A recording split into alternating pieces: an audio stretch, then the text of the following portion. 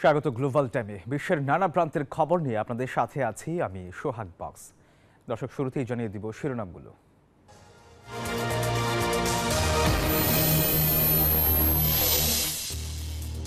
তিন দেশের পণ্যে উচ্চ শুল্ক বসালেন ট্রাম্প, পাল্টা জবাব দেওয়ার ঘোষণা। বাণিজ্য যুদ্ধে জয়ী হবে না কেউ, বার্তা বেইজিংয়ের।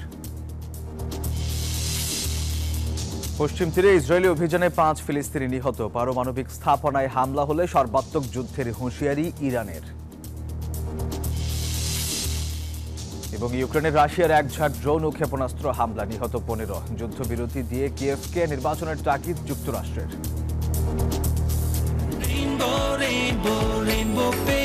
Rainbow Paints, the color of joy. দেখছিলেন শিরোনামগুলো। শব্দের আরেক নাম, একদম ইউনিক স্ট্রাকচারাল ডিজাইনের কসমিক ডোর। এর ওয়াল থিকনেস ও রিপ থিকনেস বেশি থাকা থেকে 50 বছরেরও বেশি। কসমিক ডোর, নিশ্চিন্তে 50 বছর। এবার বিস্তারিত। ক্ষমতা এসে বিশ্বের বিভিন্ন যুদ্ধ বন্ধের বার্তা দিলেও বাণিজ্য যুদ্ধে ভালোভাবেই জড়ালেন মার্কিন প্রেসিডেন্ট ডোনাল্ড ট্রাম্প। এরই মধ্যে মেক্সিকো, কানাডা ও চীনের উপর দিয়েছেন অতিরিক্ত শুল্ক আরোপের ঘোষণা, যার প্রতিশোধ নেয়ার অঙ্গীকার করেছে প্রতিবেশী কানাডা, মেক্সিকো। আর চীন বলছে, বাণিজ্য যুদ্ধ বা শুল্ক যুদ্ধে শেষ পর্যন্ত কেউই বিজয়ী হবে না। ক্ষমতায় এসেই একের পর এক বিতর্কিত পদক্ষেপ নিচ্ছেন মার্কিন প্রেসিডেন্ট ডোনাল্ড ট্রাম্প। দিয়েছেন একের পর এক নির্বাহী আদেশ, তুলেছেন নিষেধাজ্ঞার ঝড়। তারই ধারাবাহিকতায় সবশেষ ঘটল কানাডা, মেক্সিকো ও চীনের ওপর যুক্তরাষ্ট্রের অতিরিক্ত শুল্ক আরোপের ঘটনা। ট্রাম্প প্রশাসন জানিয়েছে, কানাডা ও মেক্সিকোর উপর 25% করে এবং চীনের উপর শতকরা 10% শুল্ক আরোপ করা হয়েছে, যা কার্যকর হবে মঙ্গলবার থেকে। কানাডা ও মেক্সিকোর পণ্য যুক্তরাষ্ট্রে ঢুকলেই 25% শুল্ক দিতে হবে। মার্কিন সরকারের দাবি, অবৈধ অভিবাসী এবং মাদকদ্রব্য চোরাচালান বন্ধেই নিতে হয়েছে এমন কঠোর সিদ্ধান্ত। ট্রাম্পের এই সিদ্ধান্তে চুপ থাকেনি মেক্সিকো। যুক্তরাষ্ট্রের উপর শুল্ক আরোপ সহ প্রতিশোধমূলক ব্যবস্থাও চালুর ঘোষণা দিয়েছেন মেক্সিকোর প্রেসিডেন্ট ক্লডিয়া শেইনবাউম। যুক্তরাষ্ট্রের উপর প্রতিশোধমূলক সমান শুল্ক আরোপ করেছে কানাডাও। রবিবার দেশটির বিদায়ী প্রধানমন্ত্রী জাস্টিন ট্রুডো জানালেন, আগামী কয়েক সপ্তাহ কানাডীয় ও মার্কিনীদের জন্য কঠিন হবে। $155 বিলিয়ন মার্কিন পণ্যের উপর 25% শুল্ক আরোপ করা হবে। যুক্তরাষ্ট্রের উচিত কানাডার সাথে অংশীদারিত্ব করা, শাস্তি দেয়া নয়। এদিকে শুল্ক ইস্যুতে চীনের অবস্থান সামঞ্জস্যপূর্ণ, এমনটাই জানিয়েছে শি জিনপিং প্রশাসন। তবে বাণিজ্য বা শুল্ক যুদ্ধে কেউই জয়ী হবে না। Desk report, news 24। এই যে আমার ব্যাংক আরএফএল গ্যাস স্টোভ, এর সায়েন্টিফিক নজল আর ব্রাশ বার্নার তাপকে সমানভাবে ছড়িয়ে খরচ বাঁচায় 25%। আরএফএল গ্যাস স্টোভ নিরাপদ ও গ্যাস সাশ্রয়ী।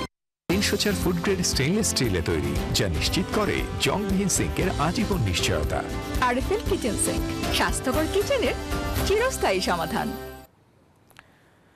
প্রথম বিদেশ সফরের মধ্য দিয়ে আমেরিকার দেশ পানামা গেলেন মার্কিন পররাষ্ট্র মন্ত্রী মার্কো রুবিও। শনিবার পানামায় অবতরণ করে মার্কো রুবিওকে বহনকারী ফ্লাইটটি। এই তথ্য জানিয়েছে রয়টার্সে। জানা গেছে, এই সফরে পানামা খাল পরিদর্শন করবেন মার্কিন পররাষ্ট্রমন্ত্রী। পানামার প্রেসিডেন্ট রাউল মোলিনোর সঙ্গেও সাক্ষাৎ করার কথা রয়েছে তার। ধারণা করা হচ্ছে, পানামা খাল ইস্যুতে মার্কিন প্রতিনিধির সাথে আলোচনা হবে পানামার প্রেসিডেন্টের। এর আগে মার্কিন প্রেসিডেন্ট ডোনাল্ড ট্রাম্প পানামা খালের নিয়ন্ত্রণ নিতে চাইলে দেশ দুটির মধ্যে উত্তেজনা শুরু হয়।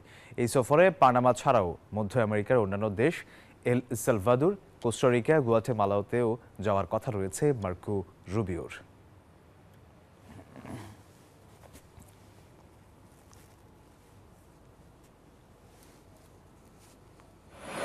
বিজলি কেবলস যে কোনো স্থাপনার বৈদ্যুতিক সংযোগকে রাখে নিরাপদ। এর স্কিন কোটেড ইনসুলেশন সম্পূর্ণ ফায়ার রিটার্ডেন্ট, তাই বিজলি কেবলস নিজেই নিজেকে নেভায়। বিজলি কেবলস, নিরাপদ আজীবন। গাজা যুদ্ধবিরতির মধ্যেই পশ্চিম তীরের জেনিনে ইসরায়েলি সামরিক বাহিনীর হামলায় এক কিশোর সহ 5 ফিলিস্তিনের মৃত্যু হয়েছে। যুদ্ধবিরতির পরবর্তী ধাপের আলোচনা সোমবার শুরু হবে বলে জানিয়েছেন ইসরায়েলের প্রধানমন্ত্রী বেনিয়ামিন নেতানিয়াহু। হামাসের কাছ থেকে বাকি জিম্মিদের মুক্ত করতে ইসরায়েল অব্যাহত রয়েছে বিক্ষোভ। আর এদিকে নিজেদের পারমাণবিক স্থাপনায় হামলা হলে মধ্যপ্রাচ্যে সর্বাত্মক যুদ্ধ শুরুর হুঁশিয়ারি দিয়েছে ইরান। গাজায় যুদ্ধবিরতি চুক্তির কয়েকদিনের মধ্যেই পশ্চিম তীরে শুরু হয় ইসরায়েলের নতুন অভিযান। আয়রন ওয়াল নামের ওই অভিযানে পুরো পশ্চিম তীর জুড়ে ছড়িয়ে পড়ছে সহিংসতা। জেনিনের পাশাপাশি শরণার্থী শিবিরগুলোতেও টানা 6 দিন ধরে অভিযান চালাচ্ছে দখলদাররা। এই অভিযানে প্রাণ হারিয়েছেন বহু ফিলিস্তিনি, আহতও হয়েছেন অনেকে। এদিকে ইসরায়েলের প্রধানমন্ত্রীর কার্যালয় জানিয়েছে আগামী সোমবার গাজায় যুদ্ধবিরতির দ্বিতীয় ধাপ নিয়ে আলোচনা শুরু করবেন বেনিয়ামিন নেতানিয়াহু। আজ যুক্তরাষ্ট্রের উদ্দেশ্যে রওনা দিবেন তিনি। ওয়াশিংটনে মার্কিন প্রেসিডেন্ট ডোনাল্ড ট্রাম্পের মধ্যপ্রাচ্য দূত স্টিভ উইটকফের সঙ্গে সাক্ষাতের মাধ্যমে শুরু করবেন আলোচনা। এরই মধ্যে গাজায় অবশিষ্ট সকল জিম্মিকে ফেরত আনার দাবিতে ইসরায়েলের রাজধানী তেল আবিবে শনিবারও অনুষ্ঠিত হয়েছে বিক্ষোভ। অংশ নিয়েছে হাজার হাজার বিক্ষোভকারী। অন্যদিকে ইরানের পারমাণবিক স্থাপনায় হামলা হলে তা পুরো অঞ্চলকে সর্বাত্মক যুদ্ধে ঠেলে দেবে বলে হুঁশিয়ারি দিয়েছে Tehran. Desk report, news 24। Ukraine জুড়ে শনিবার রুশ বাহিনীর ক্ষেপণাস্ত্র ও ড্রোন হামলায় কমপক্ষে 15 জন নিহত হয়েছেন। দেশটির বিমান বাহিনীর বরাতে রয়টার্সে জানায় 123টি ড্রোন এবং 40টির বেশি ক্ষেপণাস্ত্র হামলা চালিয়েছে মস্কো। আবাসিক ভবন ও জ্বালানি অবকাঠামো লক্ষ্য করে চালানো এসব হামলায় 18টি আবাসিক ভবন, একটি স্কুল ও জ্বালানি অবকাঠামো ধ্বংসস্তূপে পরিণত হয়েছে। এরই মধ্যে রাশিয়ার অর্ধেকের বেশি ড্রোন ও ক্ষেপণাস্ত্র ভূপাতিত করার দাবি করেছে ইউক্রেন। এদিকে মার্কিন প্রেসিডেন্ট ডোনাল্ড ট্রাম্পের ইউক্রেন বিষয়ক কর্মকর্তা কিথ কেলগ জানিয়েছেন, যুদ্ধবিরতি ঘোষণা করে নির্বাচন আয়োজন করুক ইউক্রেন, এমনটাই চায় যুক্তরাষ্ট্র।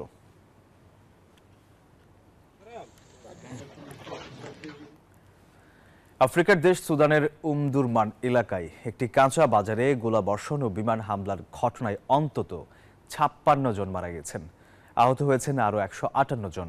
আল জাজিরা জানায়, আধা সামরিক বাহিনীর র্যাপিড সাপোর্ট ফোর্সেসের হামলায় এই ঘটনা ঘটেছে বলে ধারণা করা হচ্ছে, যদিও সরকার পক্ষের এই অভিযোগ অস্বীকার করেছে আরএসএফ। বেসামরিকদের উপর এই হামলা চালানোর জন্য সুদানের সেনাবাহিনীকে দায়ী করেছে তারা। 2023 সালের এপ্রিল থেকে আরএসএফ নিয়মিত সেনাবাহিনীর বিরুদ্ধে যুদ্ধে লিপ্ত রয়েছে, যা এক ভয়াবহ সংঘর্ষে পরিণত হয়েছে। এর ফলে নিহত হয়েছে হাজারো মানুষ। 1,20,00,000-এরও বেশি মানুষ হয়েছে বাস্তুচ্যুত।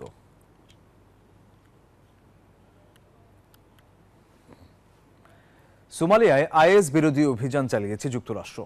এই অভিযানে জঙ্গি সংগঠনটির বেশ কয়েকজন সদস্য নিহত হয়েছেন, এমন তথ্য জানিয়েছে কয়েকটি আন্তর্জাতিক গণমাধ্যম। বলা হয়, শনিবার সোমালিয়ার গলিস পর্বতে চালানো হয়েছে এই হামলা। তবে এই অভিযানে বেসামরিক কোনো ক্ষয়ক্ষতি হয়নি বলে দাবি করেছেন মার্কিন প্রতিরক্ষামন্ত্রী পিট হেগসেথ। এর আগে ট্রুথ সোশ্যালে এক বিবৃতিতে মার্কিন প্রেসিডেন্ট ডোনাল্ড ট্রাম্প জানান, তিনি সোমালিয়ায় আইএস ঘাঁটি লক্ষ্য করে বিমান হামলার নির্দেশ দিয়েছেন সামরিক বাহিনীকে। যুক্তরাষ্ট্র ও মিত্রদের জন্য হুমকি আইএস সদস্যরা ওই পর্বতের গুহায় লুকিয়ে আছে বলেও দাবি করেন তিনি। ট্রাম্প হুঁশিয়ারি দেন, শুধু সোমালিয়ায় নয়, যুক্তরাষ্ট্রের শত্রুদের খুঁজে খুঁজে হত্যা করা হবে।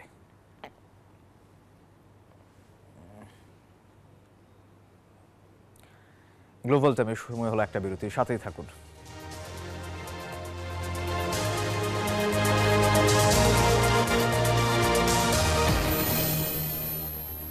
এলো ইনস্ট্যান্ট মিল্ক।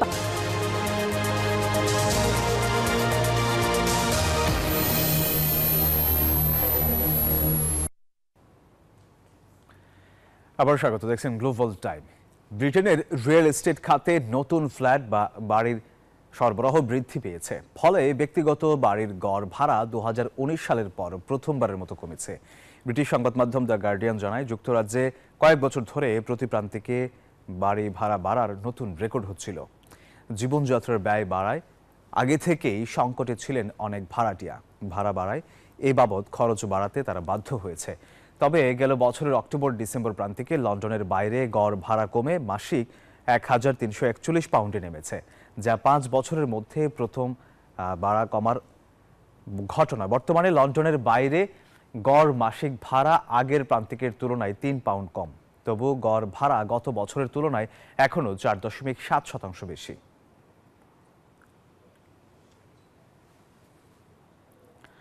ভিশন 2030 সামনে রেখে বিভিন্ন দেশের প্রবাসীদের নিজের নামে ব্যবসা বাণিজ্য প্রতিষ্ঠান খোলার দ্বার উন্মোচিত করে দিয়েছে সৌদি আরব, যার ফলশ্রুতিতে প্রবাসী বাংলাদেশিরা দিন দিন উৎসাহিত হয়ে বিভিন্ন প্রতিষ্ঠান নিজের নামে খুলছে, আর বেকার প্রবাসী বাংলাদেশি শ্রমিকদের কর্মসংস্থান হচ্ছে।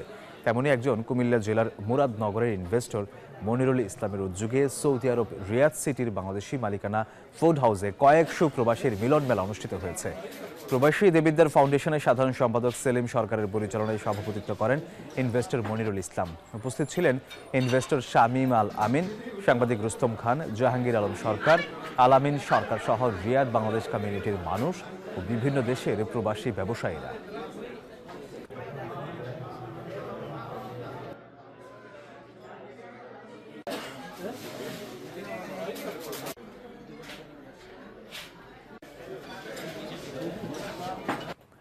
মালয়েশিয়ায় অধ্যয়নরত শিক্ষার্থীদের অস্ট্রেলিয়ায় উচ্চশিক্ষার সুযোগ বাড়াতে একসঙ্গে কাজ করবে দ্য স্টাডি ডক্টর ও ইউনিলিংক গ্লোবাল সলিউশন লিমিটেড নামে দুটি প্রতিষ্ঠান।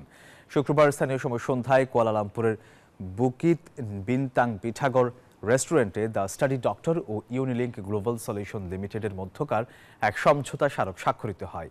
ওই স্মারকে আগামী 5 বছরের জন্য অস্ট্রেলিয়ায় উচ্চশিক্ষা ও ক্যারিয়ারের সুযোগ বৃদ্ধিতে একসঙ্গে কাজ করবে উভয় প্রতিষ্ঠান। এতে করে মালয়েশিয়া থেকে উচ্চশিক্ষা সম্পন্নকারী বাংলাদেশি শিক্ষার্থীরা দ্য স্টাডি ডক্টরের মাধ্যমে সহজেই অস্ট্রেলিয়ায় আবেদনের সুযোগ পাচ্ছেন এবং ক্রেডিট ট্রান্সফারের ইচ্ছুক শিক্ষার্থীরাও তাদের বাকি পড়াশোনা অস্ট্রেলিয়ায় স্থানান্তরিত করার সুযোগ পাবে।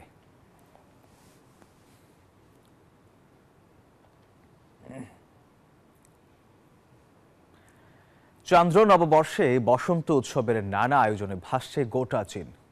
ঐতিহ্যবাহী এই উৎসব আমেজে ছড়িয়ে পড়েছে বিশ্বের নানা প্রান্তে থাকা চীনাদের মাঝেও। সাংহাই শহরের লণ্ঠনের আলোয় সাজসজ্জা যোগ করেছে ভিন্ন মাত্রা। এই উৎসব ঘিরে বিভিন্ন দেশের শহরকেও রাঙিয়ে তুলেছেন সেখানে বসবাস করা মানুষেরা। সাক্ষী হচ্ছেন বিশ্বের লাখ লাখ মানুষ। চীনের প্রায় 3000 বছরের পুরনো ঐতিহ্যের লুনার নিউ ইয়ার বা চান্দ্র নববর্ষ কিংবা চীনা বসন্ত উৎসব ঘিরে পুরো বিশ্বে নজর কাড়তে এই আয়োজন বেইজিং এর। সাংস্কৃতিক অনুষ্ঠান ছাড়াও উৎসবে মুখর নানা আয়োজনে দেশটিতে উদযাপিত হচ্ছে চান্দ্র নববর্ষ। সাংহাইয়ের ইউনান বাগান ও প্রজাপতি এবং পৌরাণিক প্রাণী রঙিন লণ্ঠনের আলোয় দ্যুতি ছড়াচ্ছে। এটি আমার প্রথমবারের মতো ইউয়ান গার্ডেন পরিদর্শন। এতটা প্রাণবন্ত আর আলো খুব সুন্দর। ভেতরে ঢোকার পর পরিবেশটা খুব ভালো। এখানে অনেক মানুষ হাঁটে, এরপরও খুব আরামদায়ক। আমি বেশ খুশি। প্রতিটি শহরে অলিগলি, রাস্তাঘাট ও ঐতিহ্যবাহী স্থাপনা ঘিরে বাহারি আলো আর সাজসজ্জা যোগ করেছে ভিন্ন মাত্রা, যা দেখতে ভিড় করছেন দেশি বিদেশি হাজারো মানুষ। রাশিয়ার মস্কোতেও চীনা নববর্ষ উদযাপন করা হচ্ছে। দর্শনার্থীদের নজর কাড়ছে চীনের ঐতিহ্যবাহী সিংহ ও ড্রাগন নাচ। এই আয়োজন আমাদের জন্য বেশ আকর্ষণীয়। চীনা নববর্ষ উদযাপনের প্রতিটি দিনই বেশ উপভোগ্য। সবকিছু এত সুন্দরভাবে সাজানো হয়েছে যা দেখে আমি অভিভূত। এছাড়া মালয়েশিয়া, অস্ট্রেলিয়া, কিউবা সহ বিশ্বের বিভিন্ন দেশে আয়োজিত উৎসবগুলো চীনাদের মিলন মেলায় রূপ নিয়েছে। 29 জানুয়ারি শুরু হওয়া এই উৎসব উদযাপন চলবে আগামী 14 ফেব্রুয়ারি পর্যন্ত। প্রথা অনুযায়ী চান্দ্র ক্যালেন্ডারে রাশিচক্রে নির্ধারিত 12টি প্রাণী থেকে প্রতি বছর একটি নামানুসারে চান্দ্র নববর্ষ বা লুনার নিউ ইয়ার উদযাপন করা হয়। এ বছরকে সর্পবর্ষের থিমে বরণ করা হচ্ছে। চন্দ্রানী চন্দ্রা, নিউজ 24। তুরস্কে ভুয়া জমজমের পানি বিক্রি করে প্রায় 30 কোটি টাকা আয় করেছেন এক ব্যক্তি। শুনতে অবাক লাগলেও জমজমের পানির লেবেল লাগানো বোতলে প্রতিদিন ট্যাপের পানি ভরে তিনি বিক্রি করতেন। এই ধরনের প্রতারণা ধর্মীয় অনুভূতিকে আঘাত করছে বলে মনে করছেন অনেকেই। পানি বিক্রি করে প্রায় 30 কোটি টাকা আয় করেছেন তুরস্কের এক ব্যক্তি। শুনতে অবাক লাগলেও জমজমের পানির লেবেল লাগানো বোতলে প্রতিদিন ট্যাপের পানি ভরে বিক্রি করতেন তিনি। সৌদি থেকে আগত বোতলের মতোই হুবহু দেখতে একটি নকল বোতলে লিটারের পর লিটার পানি ভরে আসল জমজম পানি হিসেবে বাজারে বিক্রি করতেন বিলাল নামের এক ব্যক্তি। পবিত্র জমজমের পানি বিশ্বের মুসলিম ধর্মপ্রাণ মানুষের কাছে অত্যন্ত মূল্যবান ও সম্মানের একটি অংশ, কিন্তু এই ধর্মীয় বিশ্বাসকে কাজে লাগিয়ে প্রতারণা করেন বিলাল, শুরু করেন জমজমাট ব্যবসা। তুরস্কে প্রতিদিন ভুয়া পানি বিক্রি করে প্রায় 9 কোটি লিরা আয় করেন বিলাল, যা বাংলাদেশি মুদ্রায় প্রায় 30 কোটি টাকা। গলফ নিউজের প্রতিবেদন অনুযায়ী প্রতিদিন প্রায় 20 টন পানি বিক্রি করতেন তিনি।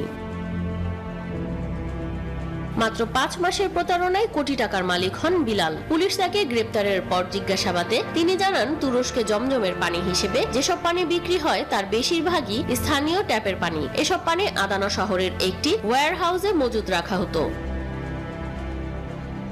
বিলালের দেওয়া তথ্যের ভিত্তিতে পুলিশ অভিযান চালালে ভুয়া 15,000 লিটার জমজমের পানি উদ্ধার করেন তারা, যেসব পানি বাজারে বিভিন্ন আকারের বোতলে বিক্রি হচ্ছিল।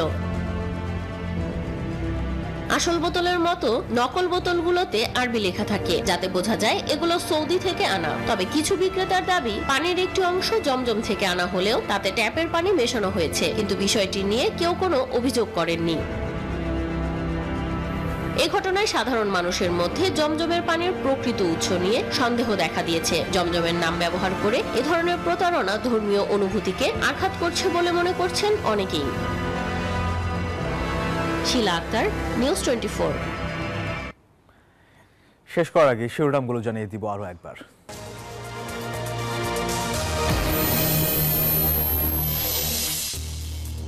তিন দেশের পণ্যে উচ্চ শুল্ক বসালেন ট্রাম্প, পাল্টা জবাব দেওয়ার ঘোষণা। বাণিজ্য যুদ্ধে জয়ী হবে না কেউ, বার্তা বেইজিংয়ের।